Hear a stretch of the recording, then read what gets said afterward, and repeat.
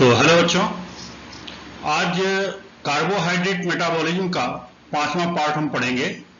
और आप देख रहे हो कि आज जो टॉपिक हम डिस्कस करने जा रहे हैं that is glycogenolysis.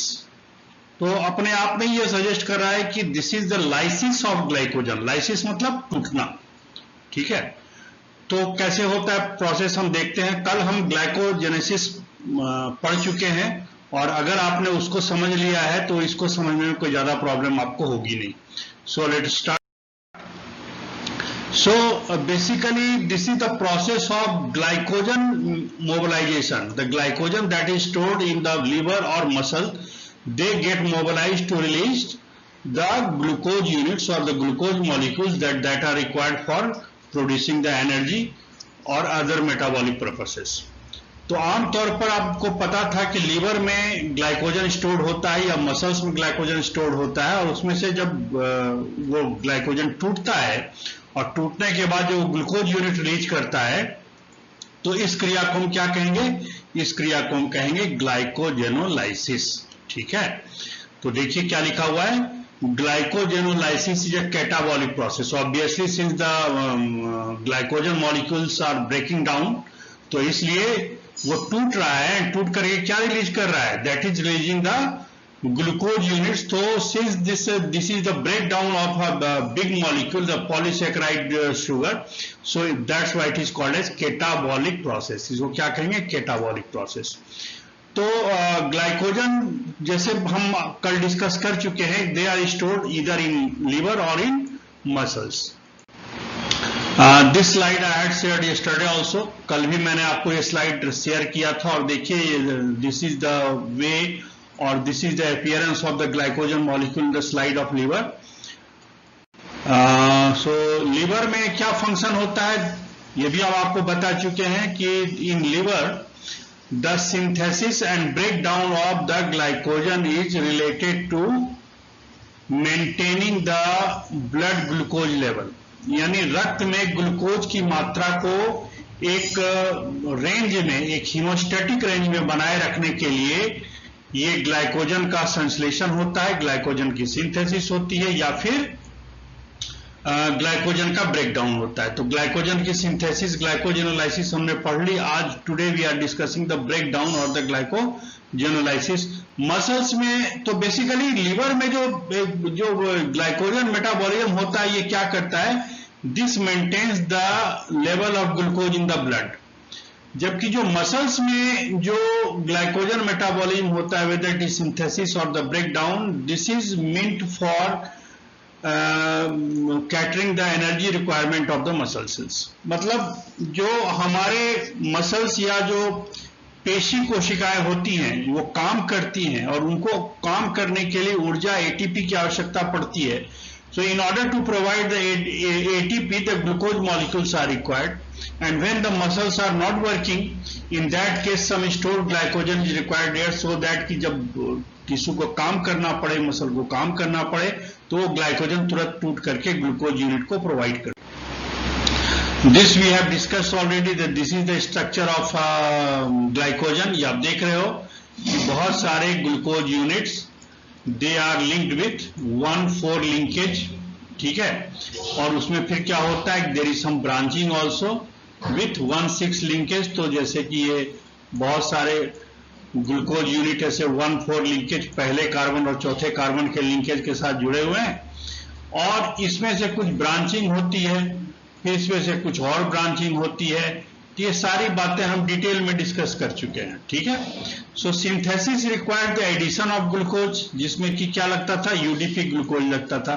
But here we are discussing the break down, so हम सीधे वहां चलेंगे। सो सपोज करो कि this is a glycogen molecule. अब इसमें से 2 ही रेसिड्यू को दिखाया गया है, लेकिन आप इमेजिन करिए कि चेन बहुत लंबा है। अब इसमें से क्या हो रहा है कि there are n residue. Suppose there are 100 glucose units in this molecule of this glycogen. Glycogen के इस अणु में 100 ग्लूकोज है मान लीजिए। फिर क्या होगा कि यहां पर इनऑर्गेनिक फॉस्फेट प्रोवाइड किया जाएगा, और एंजाइम जो है, जो फॉस्फोरिलेज नाम का एंजाइम है, वो यहां पर लगेगा, and this will break down the glucose, this will break 1,4 linkage at the terminal glucose molecule, terminal glucose unit. तो सबसे किनारे जो ग्लूकोज यूनिट है उसको ये ब्रेक डाउन करेगा, उसका जो 1,4 लिंकेज इसको ब्रेक डाउन करेगा, and this inorganic phosphate, this will phosphorylate the glucose molecule to produce glucose 1 phosphate. ये ग्लूकोज 1 फॉस्फेट बन गया जी, और चूंकि इसमें से एक ग्लूकोज निकल गया तब ये 100 में से एक n-1 हो जाएगा, मतलब 99 ही रह जाएगा। ठीक है, so what is happening, glycogen plus inorganic phosphate are producing glucose 1 phosphate and glycogen which is lesser by 1 glucose unit from this glycogen। अब इसमें 2-3 फायदे हैं, देखिए आप देख रहे हो, ध्यान दीजिए कि यहाँ पर ग्लूकोज 1 फॉस्फेट बन के दे रहा है ना, यहाँ क्या बन रहा है, ग्लूकोज 1 फॉस्फेट बन रहा है, ग्लूकोज यूनिट सीधी सीधी नहीं बन रही है। So let us see what happens. First thing is that the reaction is reversible. ये रिएक्शन जो अभी आपने देखा ये उत्क्रमणीय था, मतलब it can go both the directions, but what happens कि ग्लूकोज 1 फॉस्फेट की तुलना में जो इनऑर्गेनिक फॉस्फेट था इसकी मात्रा हमेशा ज्यादा होती है, इसलिए ये रिएक्शन हमेशा राइट डायरेक्शन में या बाएं से दाहिने ज्यादा जाता है, मतलब कि लगातार ग्लूकोज 1 फॉस्फेट बनते रहेंगे ग्लाइकोजन ब्रेकडाउन से। If the phosphorylase is there and inorganic phosphate is provided in the adequate amount. ठीक है, दूसरी चीज ये है कि चूंकि ये जो रिलीज शुगर है, ये आपने देखा था कि release sugar was glucose 1 phosphate. Now this glucose 1 phosphate is already phosphorylated. और अभी हम देखेंगे कि बेसिकली जब हम ग्लाइकोलिसिस पढ़ते थे तो वहां ग्लाइकोलिसिस के निर्माण में शुगर को पहले क्या करना पड़ता था, उसमें शुगर को पहले फॉस्फोरिलेट करना पड़ता था, वहां एटीपी मॉलिक्यूल हमें लगाने पड़ते थे, और उसमें क्या होता था, ग्लूकोज 6 फॉस्फेट, ग्लूकोज 1 फॉस्फेट वगैरह बनते थे। तो वहां क्या होता था कि हमें एटीपी खर्च करके ग्लूकोज को ग्लूकोज फॉस्फेट बनाना पड़ता था। यहां ग्लाइकोजन टूटने के बाद, since this sugar unit is already phosphorylated, that's why no ATP is required to enter this glucose unit और glucose molecule in the glycolysis. Glycolysis में जाने के लिए यहां पर हमको एटीपी खर्च करने की आवश्यकता नहीं है, क्योंकि ग्लूकोज जो है ऑलरेडी फॉस्फोरिलेटेड है। दूसरी बात कि ये जो ग्लूकोज 1 फॉस्फेट है ये तब तक लीवर नहीं छोड़ सकता, लीवर के सेल्स को लीवर से बाहर आकर के ब्लड में तब तक नहीं आ सकता जब तक कि इसका ये फॉस्फेट यूनिट हटेगा नहीं। और जब तक फॉस्फेट यूनिट हटाने के लिए वहां पर एक फॉस्फेटेज एंजाइम होता है, इसकी हम बात करेंगे थोड़ी देर में।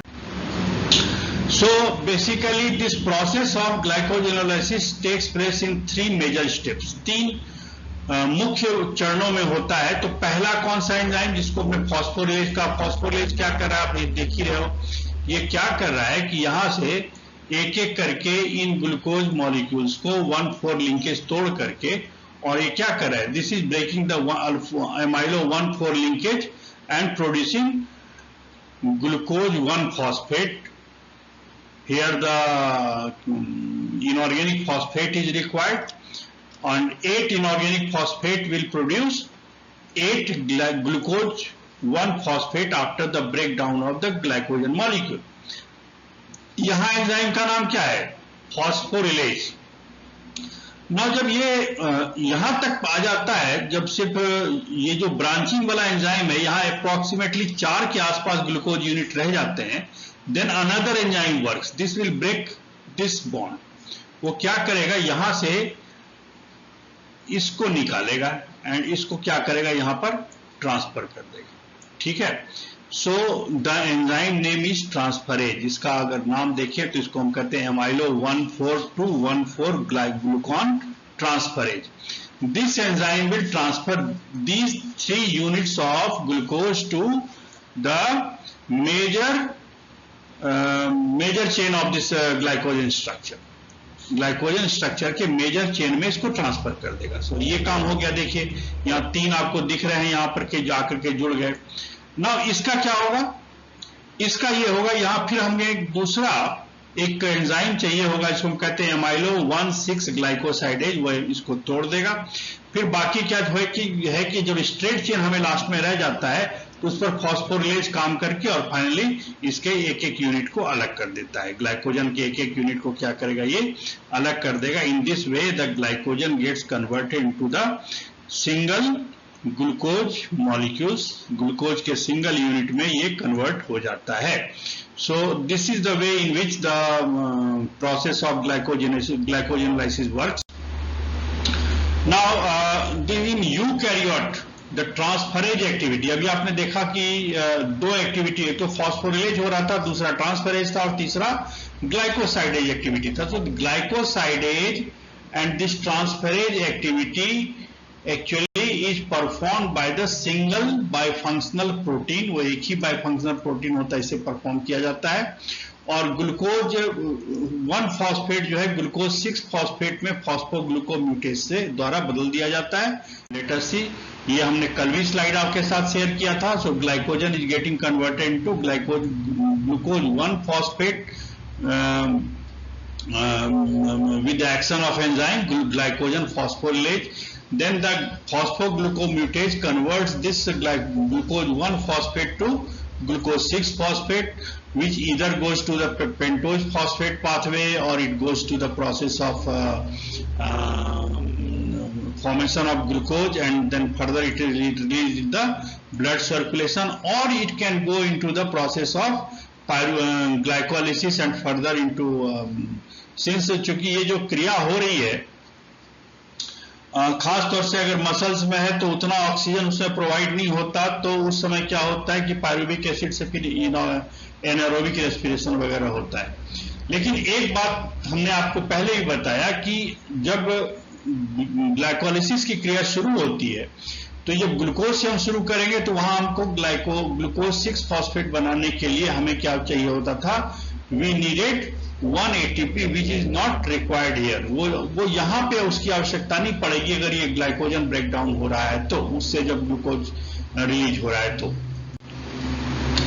सो लीवर कंटेंट्स, अब देखिए लीवर में जब ग्लूकोज 6 फॉस्फेट बन गया तो लीवर में तो उसके फॉस्फेट को हटाने वाला एक एंजाइम है ना, जिसका नाम है ग्लूकोज 6 फॉस्फेटेज। लेकिन ये एंजाइम मसल्स में नहीं है। लीवर में से क्या होता है कि the glucose units which are released in the liver cells has to be delivered into the blood circulation, वहां से उसको ब्लड सर्कुलेशन में जाना होता है। और जब तक ये ग्लूकोज 6 फॉस्फेट के फॉर्म में रहेगा तब तक वो लीवर सेल से बाहर नहीं जा सकता। तो उसके लिए जो फॉस्फेट को हटाना पड़ता है, द एंजाइम जो कि वहां काम करता है उसका नाम है ग्लूकोज 6 फॉस्फेटेज। उससे ये फिर ग्लूकोज जो है वो ब्लड सर्कुलेशन में रिलीज हो जाएगा। लेकिन मसल्स में ये एंजाइम नहीं होता। क्यों? क्योंकि liver releases the glucose to the blood to be taken up by the brain and active muscles, and this liver regulates the blood glucose level that I have mentioned already, वो मैं आपको बता चुका हूं। लेकिन मसल जो है वो रिटेन करता है ग्लूकोज फॉस्फेट को, क्योंकि वहां अगर उतनी मात्रा में ऑक्सीजन उपलब्ध नहीं भी है तो एनारोबिक रेस्पिरेशन से वहां पर क्या होगा कि वहां से एटीपी बनने लग जाएंगे, यानी कि एक जो ग्लूकोज 6 फॉस्फेट मॉलिक्यूल है वो हमें क्या कहते हैं 3 एटीपी दे देगा यहाँ, ठीक है। कितने एटीपी दे देगा? 3 एटीपी दे देगा। नॉर्मली 4 एटीपी बनते थे पायरुवेट बनने में, उसमें से 2 खर्च हो जाते हैं, जिसमें 1 एटीपी हमें खर्च नहीं करना पड़ रहा है। So we are getting 3 ATP there if this glucose 6 phosphate has came up from the degradation of glycogenolysis, ठीक है। Now this is the structure. I don't think कि आपको मैं यहां पर अभी इस स्टेज में ज्यादा एक्सप्लेन करूं, लेकिन ये जो एक्टिव साइड है जहां पर कि ये फॉस्फोरिलेज एंजाइम का ये मॉलिक्यूलर कॉन्फॉर्मेशन है, मॉलिक्यूलर ओरिएंटेड जो कहते हैं ना आणविक संरचना जो है वो ऐसी होती है।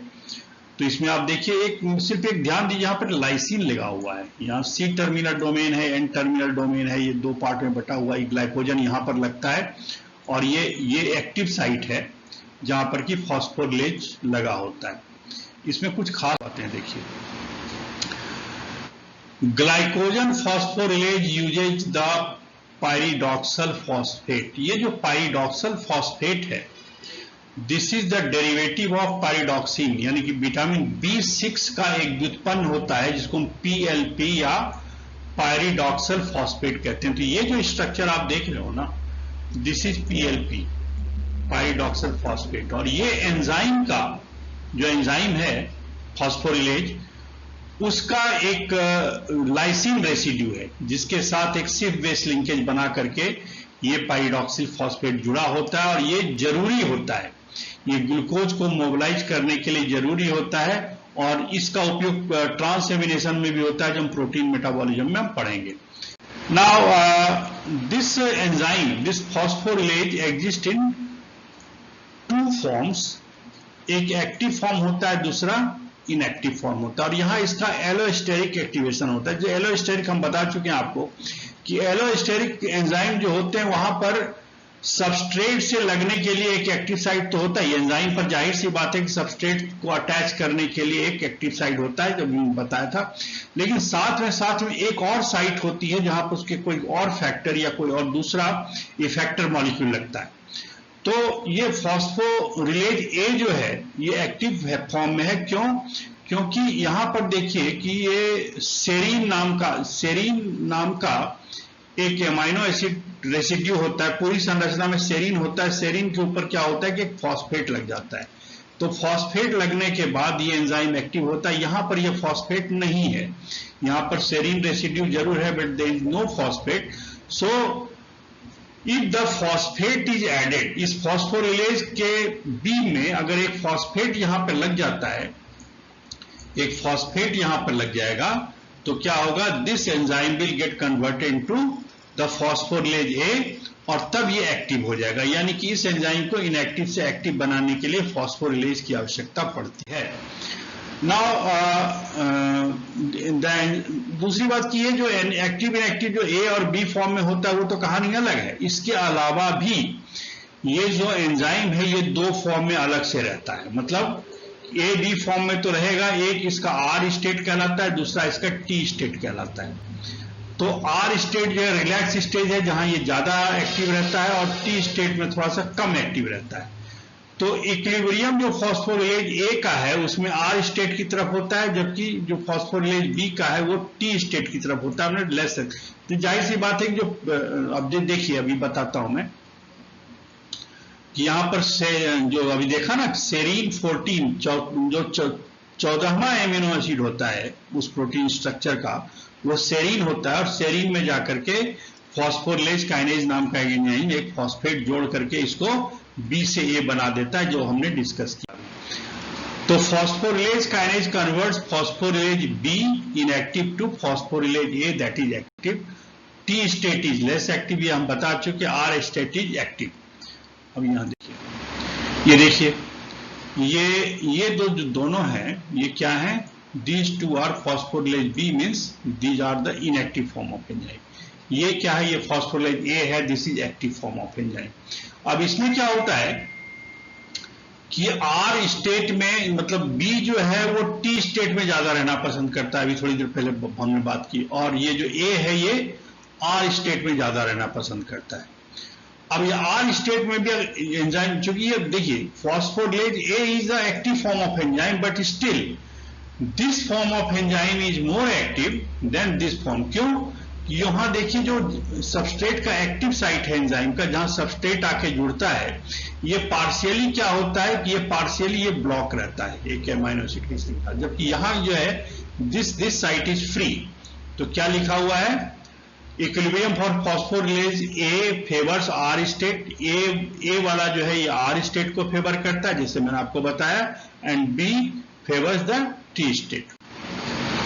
इसके अलावा जो एंजाइम एक्टिविटी जो होती है उसका जो रेगुलेशन होता है उसमें दो चीजें खास तौर से होती है। एक तो हार्मोन होता है, ये हार्मोन वही हार्मोन है जो कल हमने डिस्कस किया था, that is catecholamine, the epinephrine. Epinephrine के अचानक से स्राव होने की वजह से क्या होता है कि वो आपको पता ही है कि that is the hormone of fight and flight. तो वो जब स्राव होता है तो वो फिर क्या करेगा, प्रोटीन काइनेज ए बनाएगा।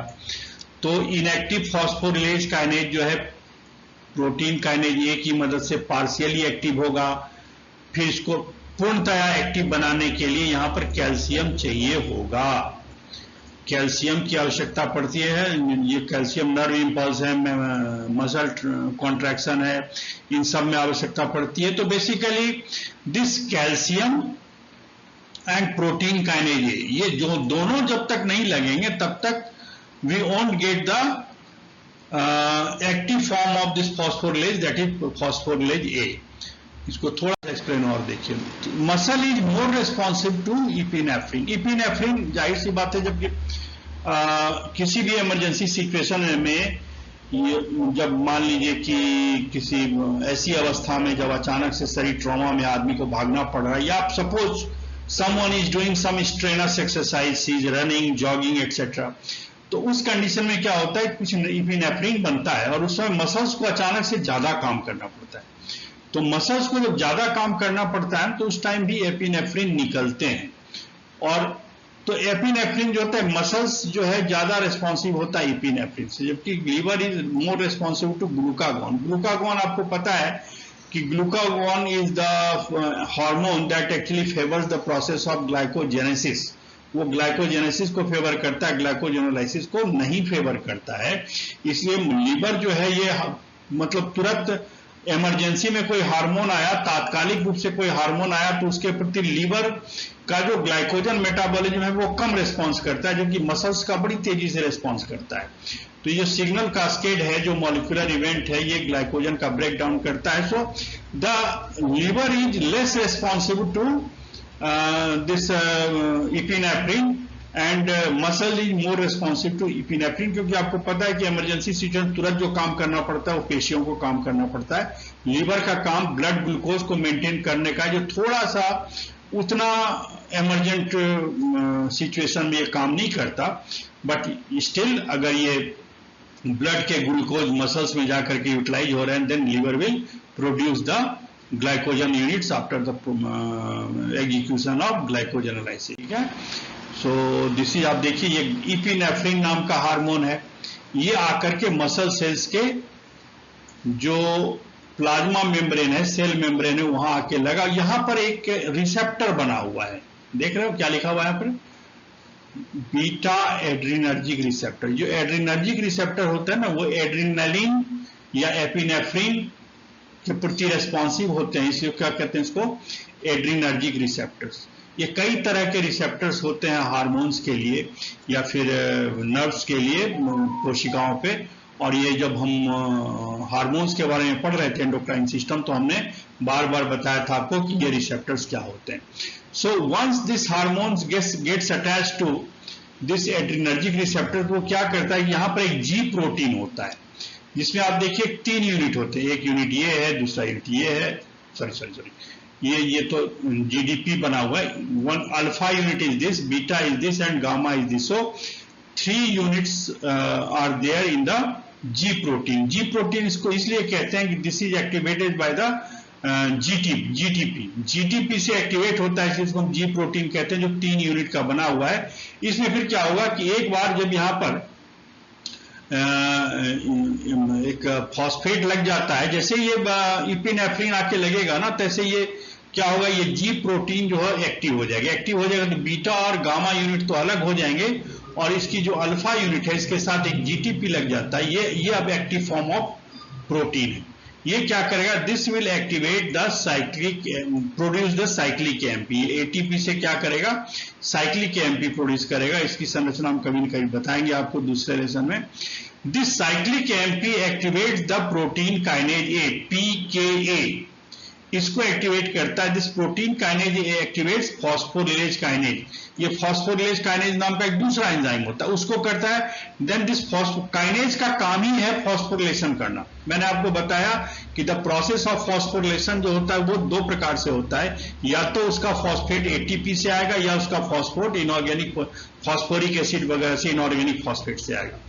अगर फॉस्फोरिलेशन के दौरान किसी भी सबस्ट्रेट पर फॉस्फेट लगाने के लिए एटीपी का यूज होता है, then that enzyme would be called as kinase. इसका मतलब अगर ये फॉस्फोरिलेज काइनेज लग रहा है, इसका मतलब ये है कि इस फॉस्फोरिलेज से फॉस्फोरिलेज ए बनाने के लिए इस फॉस्फोरिलेज पर एक फॉस्फेट जोड़ने के लिए जो ये फॉस्फेट आएगा, ये कहां से आएगा, ये फॉस्फेट आएगा एटीपी से.